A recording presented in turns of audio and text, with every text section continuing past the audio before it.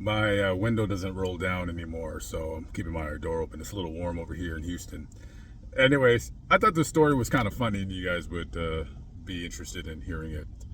So, I was on ESPN, and I don't know if you guys follow sports, anybody cares, but this is an interesting story. So, the women's college basketball championship just ended a couple days ago. LSU beat Iowa and handedly. And normally, when a college or pro team wins the championship, they go to the White House. They're invited by the president. Unless you're Donald Trump, then they don't come to the White House because they're protesting some non-existent slight that has been bestowed upon a certain demographic of people, that some other people feel that they can't do anything on their own because they're losers. So, anyways, so Jill Biden, or should I say Dr. Jill Biden, because guys, she is a doctor, kind of like federal or FedEx is a federal institution. So she had tweeted that she would want the Iowa players to come to the White House too, even though they lost. Now, I don't know if she knows the how it works in terms of only the champions, the winners coming to the White House, not the losers. The custom, the tradition of inviting the champions, the people who actually win, going to the White House.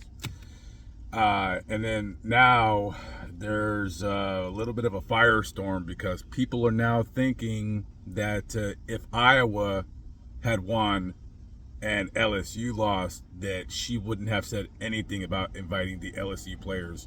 Now I got to remind you guys, the Iowa players, they were all white. Not the whole team, but the players on the court were white. And the players on the court for LSU are black. And everyone is getting all like in the kerfuffle because Angel Reese, I guess she's like one of the stars of the team. She did this like in the face of the star player of the other team, Caitlin Clark, about championship ring. She's like doing this in front of her face, talking shit or whatever. Because I guess that Caitlin Clark had did it to somebody else earlier in the tournament, and everyone gave her everyone was like talking shit about her doing that. It's like, who cares? Just that she's winning. She could talk shit. You know what I mean? And listen. Here's the thing: when you create a racial firestorm like the Democrats have for the last umpteenth years, you can't do anything or say anything without people labeling you a racist.